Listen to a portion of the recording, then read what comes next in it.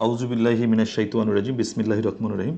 সুপ্রিয় দর্শক শ্রোতা, আজকে আমরা সূরা হুজরাত ও তার কিছু আয়াতে আল্লাহ তাআলা যে গুরুত্বপূর্ণ উপদেশ দিয়েছেন সেগুলো সম্পর্কে আজকে আমরা একটু আলোচনা করতে চাই এবং প্রকৃতপক্ষে একজন বিশ্বাসী ব্যক্তির চরিত্র কেমন হওয়া উচিত তা এই আয়াতসমূহ থেকে আমরা কিন্তু দেখতে পারি।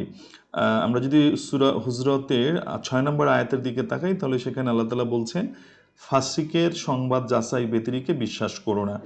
অর্থাৎ কেউ একজন এসে আপনাকে একটি সংবাদ দিল, চট করে সেটা যেন আমরা বিশ্বাস না করে ফেলি।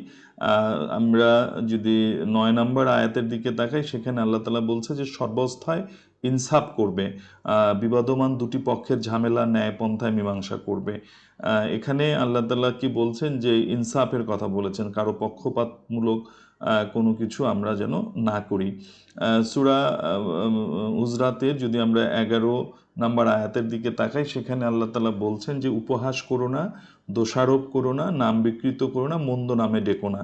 অর্থাৎ আমরা কাউকে যেন উপহাস না করি, আমাদের তাদের বাবা মার দেয়ার যে একটি সুন্দর নাম আছে সেই নামটাই যেন আমরা তাকে ডাকি। আমরা অনেক সময় বিকৃত নাম ধরে ডাকি, নানা ধরনের দোষারোপ করে থাকি, সেগুলো থেকে আল্লাহ তাআলা বিরত থাকতে বলেছেন। আর আয়াত ১২ এবং ১৩তে যদি আমরা তাকাই তাহলে সেখানে দেখব যে পশ্চাতে নিন্দা করো না, মন্দ ধারণা থেকে বিরত থাকা, ছিদ্রান্বেষণ করো না। এখানে ছিদ্রান্বেষণ বলতে দোষের কথাই বলা হয়েছে, যে আমরা অনেক সময় মানুষের দোষ ত্রুটি খুঁজে বেড়াই, যেরকম কোনো কিছুতে ছিদ্র আছে কি না আমরা খুঁজে বেড়াই, সেরকম তার আমরা দোষ ত্রুটি খুঁজে বেড়াই, কিন্তু আল্লাহ তাআলা সেটি করতে না করেছেন। আর ১৩ নম্বর আয়াতে আল্লাহ তাআলা বলেছেন যে মর্যাদার মূল মাপকাঠি হলো তাকওয়া।